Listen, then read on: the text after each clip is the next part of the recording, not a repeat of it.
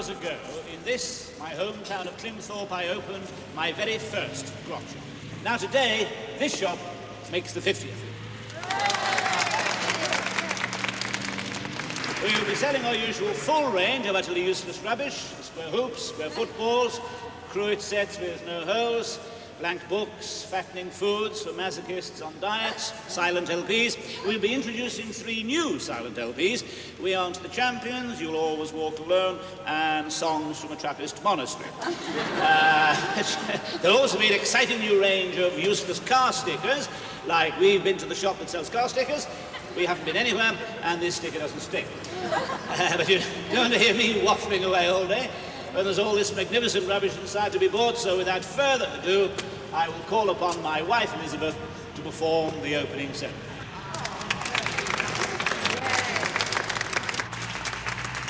I declare the 50th branch of Grot well and truly open. God bless her and all who make sales in her.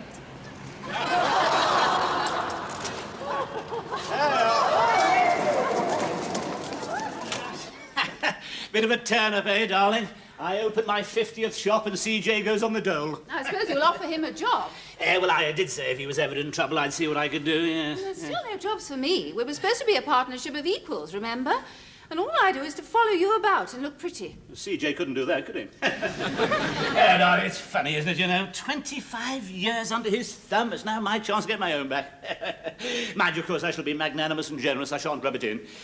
Well, not very far in, anyway. You have jobs for all and sundry, but not for me. You just like me to stay at home and cook your precious supper. No, darling, no, not all and sundry, only CJ, and possibly Tony Webster. Incidentally, what is for supper? Nothing, until you name a date for me to start work. Look, darling, I've told you, the moment a suitable vacancy crops up, it's yours, all right? Oh, by the way, Jimmy rang. He's in London finding new recruits for his secret army. Oh, my God. So I asked him to dinner tomorrow.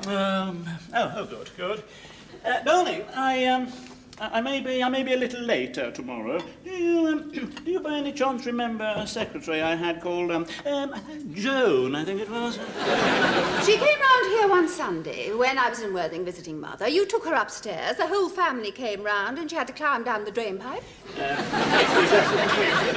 Well, her marriage to Tony Webster's broken up. She's working at the Glycerol Ointment Company at Godalming. I said I'd have just a very, very quick drink with her tomorrow at the Dissipated Kipper. Yes. And offer her a job? No, of course, no, absolutely.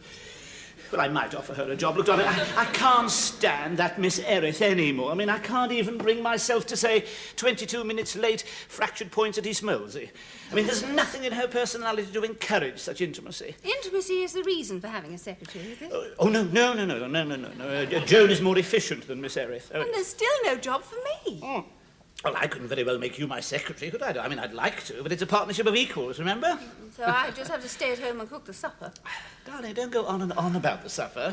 You want to be careful. You're going to get a supper fixation. Incidentally, what is for supper?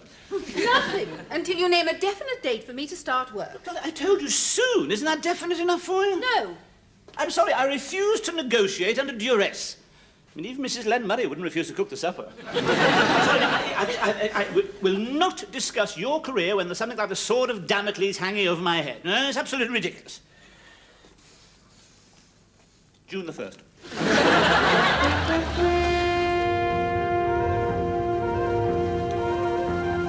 Wine leaves.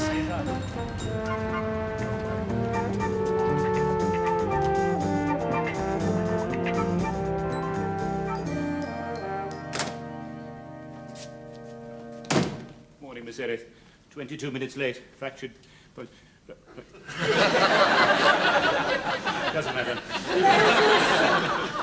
Mail's all sorted, Mr. Perrin. Thank you. Special. Thank you very much. CJ Blancmange Towers, 23, 176.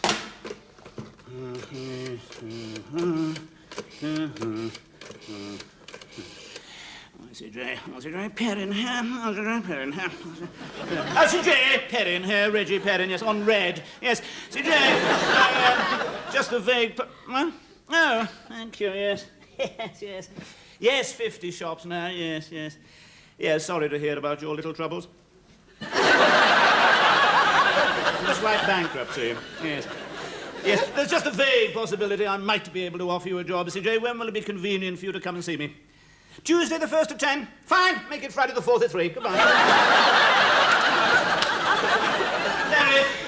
Perrin, here. Would you... I'm on yellow. Would you come in, please? Miss Ellis, there you are. Would you order me a flexi-sit executive armchair from Flexifoam Furnishings at Farnborough? I want it by Friday the 4th at 3. Certainly, Mr. Perrin. Mr. Biggs rang. He can only make 600 rungless ladders by Tuesday. That's no use. Tell me he must step up production. No, step up production. It's a sort of play on... Do you enjoy working for me? I haven't really thought about it, Mr. Perrin. It doesn't come into it. No, quite. Yes, sorry. So silly of me, yes. I'm so pleased with your work, Miss Ellis. I feel it's mean of me to keep you all to myself. We've 1 or 2 new people starting here shortly. I thought I might share you round a bit. Would you mind that? Make no difference to me. Yeah, that's what I rather thought. Good. Well, the CJ I have in mind, the man I have in mind is very good. I think you'll get on very well with him. Yes. I'm sure you'll hit it off together like a house on fire. Thank you, Mr. Perrin.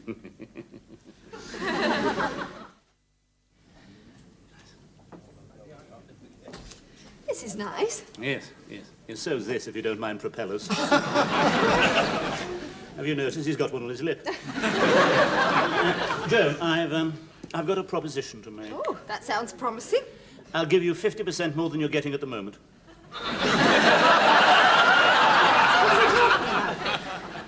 Money, I'm offering you a job. Oh, I see. Yes, there's only... What did you think I was talking about? Oh, I see.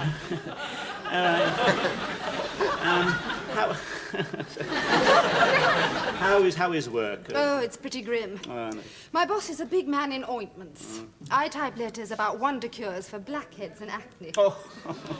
He's also the fly in the ointment. He's as randy as nobody's business. A bad case of straying hands.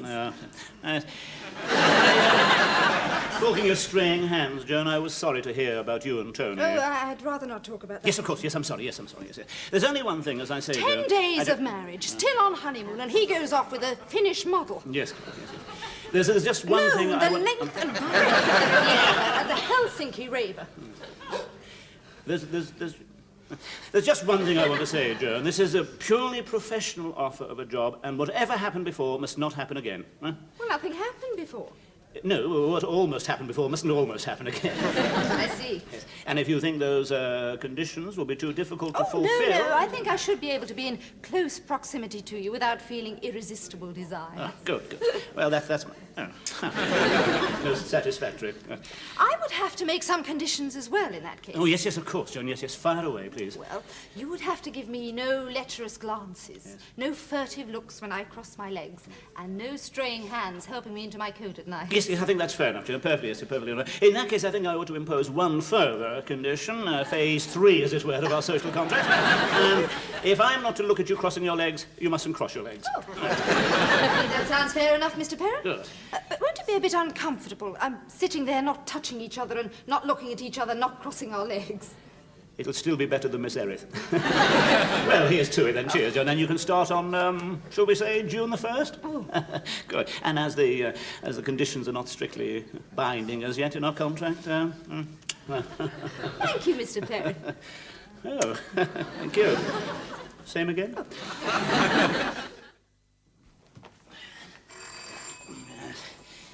There, Perrin, on yellow. Yes?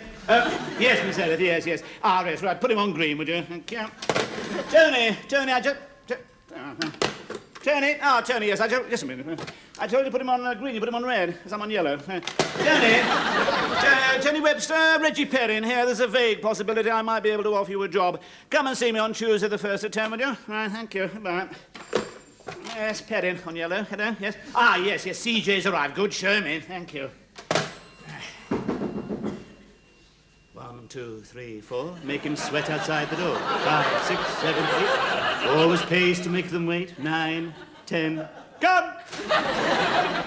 CJ, come in.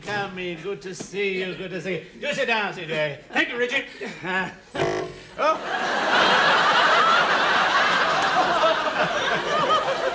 damn new chair, most embarrassing, CJ. Right, the perils of buying British. Absolutely, yes. Cigar, CJ? Oh, help yourself. Thank you, Reggie.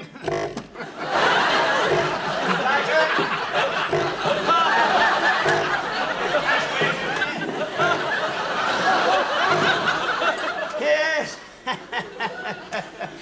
Well, we meet in altered circumstances, CJ. We do indeed. The slings and arrows of outrageous fortune. I couldn't have put it better myself. The night is darkest before the storm. Precisely. I didn't get where you are today without knowing the night is darkest before the storm. Now, CJ, tell me, do you think you can work happily with me as your boss?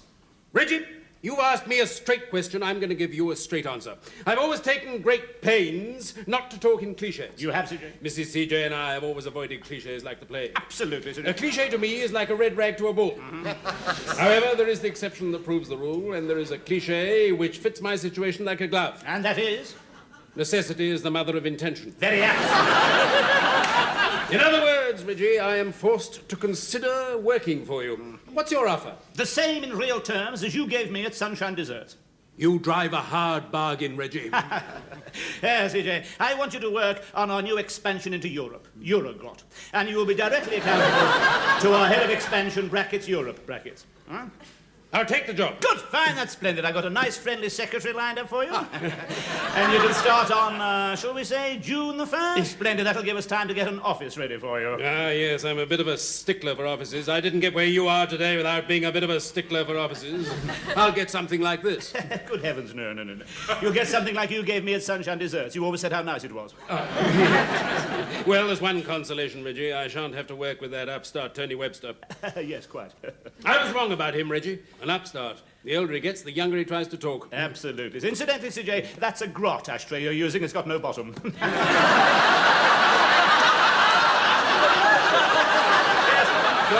Yes, one of our best sellers, CJ. You astound me.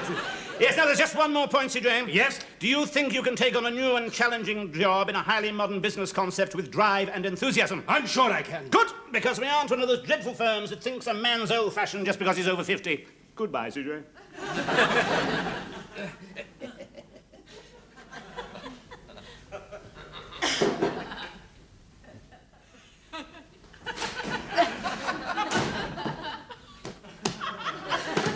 Miss Erith, would you return this Flexi-Sit executive armchair to Flexifoam Furnishings of Farmer? It is faulty.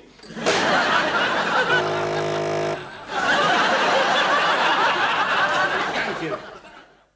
Hello. Yes, absolutely, yes. Well, I'm on red. Yes, just a moment. Yes, come in. Yes, I'm on green. It's sort of bluish. Yes, bye-bye. Tony, come in. Do sit down. Thanks. Well, I was awfully sorry to hear about Sunshine Desserts. Dramatic happenings in Jelly City. Sensation in Triflesville. Yes. Almost exactly how I'd have put it, yes.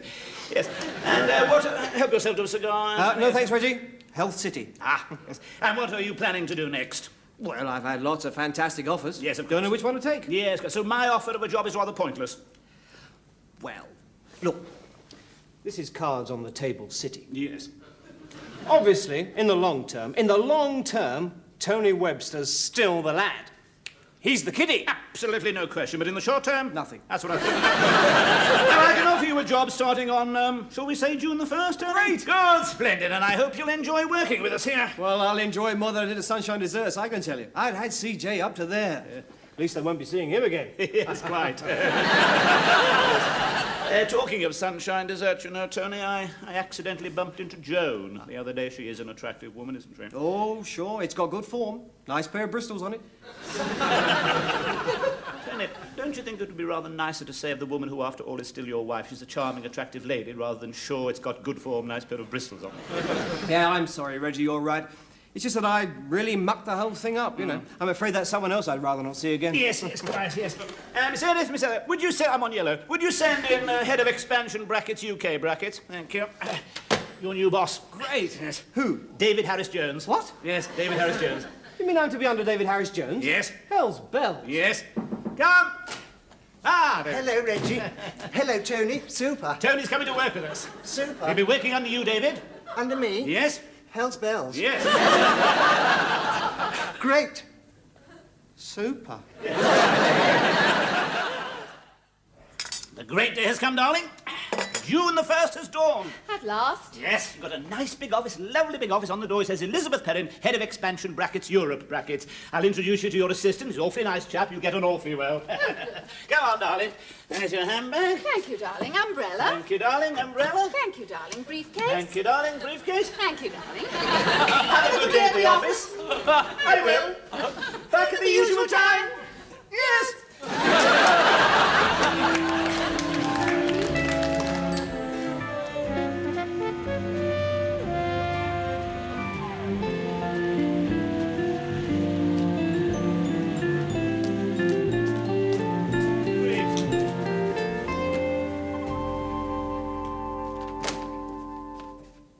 Good morning, Joan. Welcome to Perrin's Products. Thank you, Mr. Perrin. 22 minutes late, obstacles on the line of Berrylands.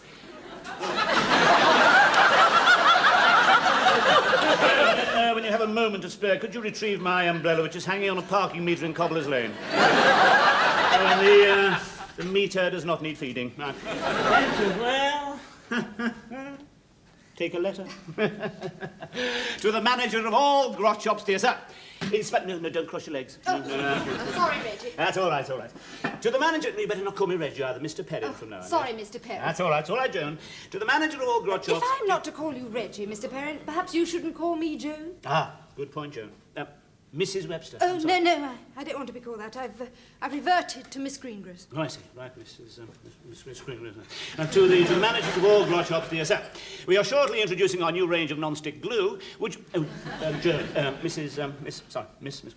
My wife, Mrs. Perrin, no, don't cross your legs, is starting work here today. When you do bump into us... Yes, come in.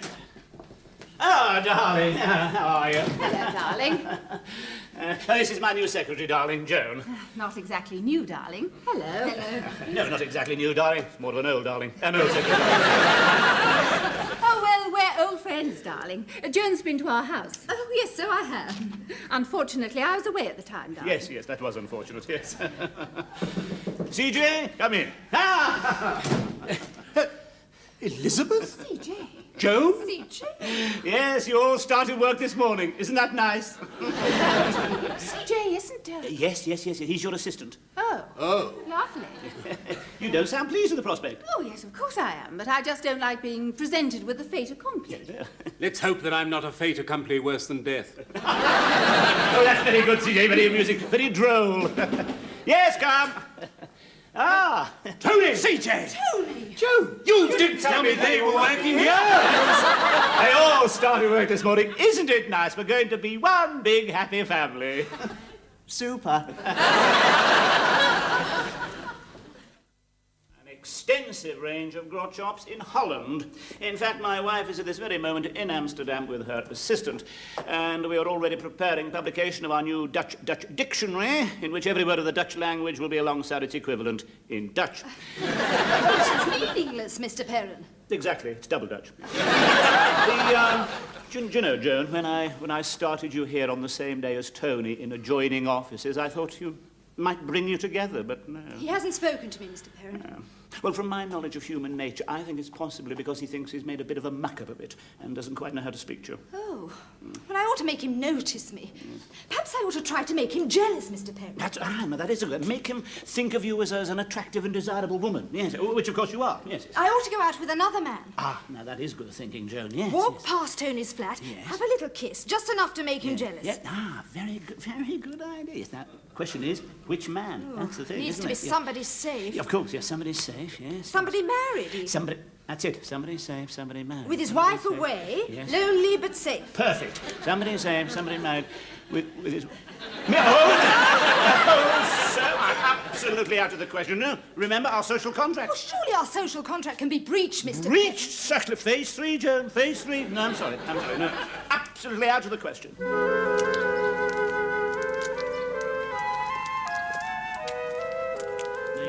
You're quite sure that's his flat? Yes. Right. Now, just one kiss, just enough to make him jealous, right? Right, that's enough. Now let's walk across the golf course just to make sure.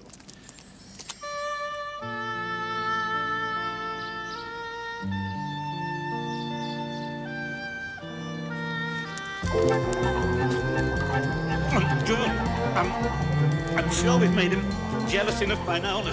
Honestly. Joan.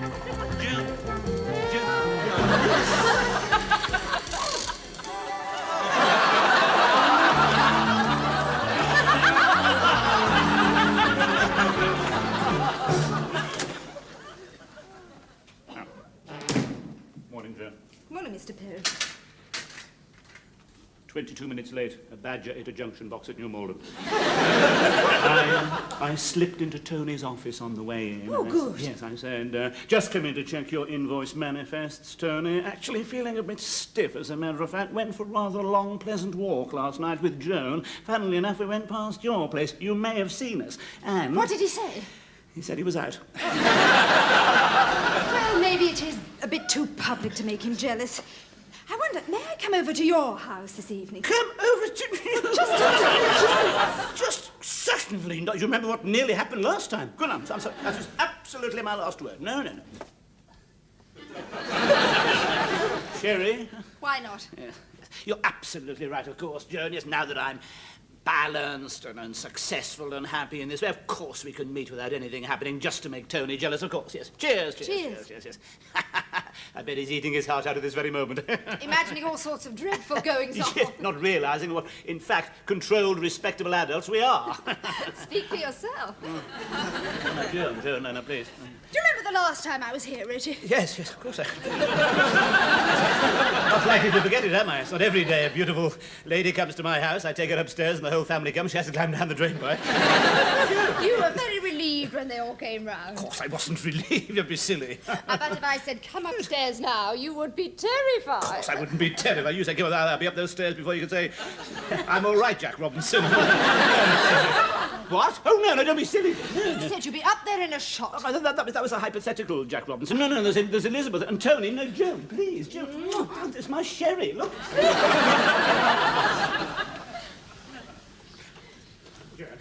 Joan, really, I do think, I do think we ought to,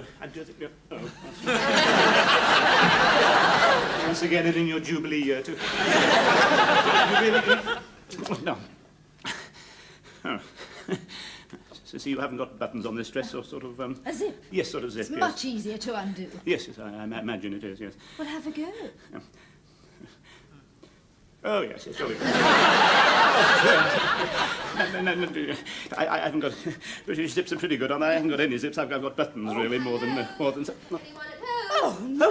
Lightning never strikes in the same place twice. Oh, it has. Oh, God damn it, Johnny. Oh, damn. It seems to be ill-fated. Oh, dear. The drain pipe's in the usual place, darling. Sorry.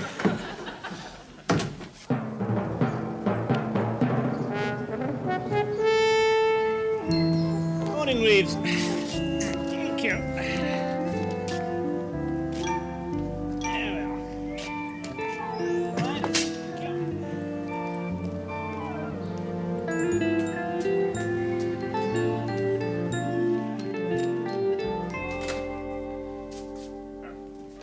Morning, Joan. Good morning, Mr. Perrin. Fed up with rail delays. Came by bike. 22 minutes late, slow puncture at Peckham. I slipped into Tony's office on the way in. Oh, good. And I said, just coming to check your invoice manifests again, Tony. Feeling a bit tired, actually. Joan came round to my place last night. Rather a long time there. And? He seemed very jealous. What did he say? Great. Yes. Well, maybe it would be more effective if you came round to my place this evening. I came round to you? No, sir. Good heavens, it's bad enough you come into my house. I mean, if I went to your place, there'd be absolutely nothing at all to stop us. You know, I mean, 80s? At all. If this doesn't make him jealous, nothing will. Perhaps I ought to give you a little kiss to make it more realistic.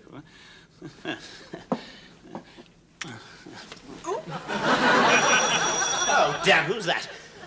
Hello? Joan? Oh, it's Hello? him! Oh, it's worked, Reggie, it's worked! Oh, good. Oh, good, I am glad. Quick, we're only 2 floors up, and there's a very solid drain pipe. What?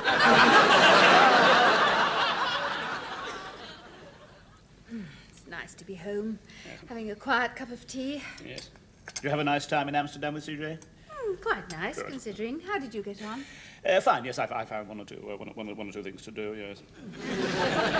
No, Reggie, now you're a success and contented and everything like that, I wasn't worried about leaving you on your own. I knew nothing would happen between you and Joan. Yeah, of course not. And I wasn't worried about anything happening between you and CJ. Yes, something would be more likely to happen between Jack the Ripper and Anita Harris. Yeah. Oh, I don't know.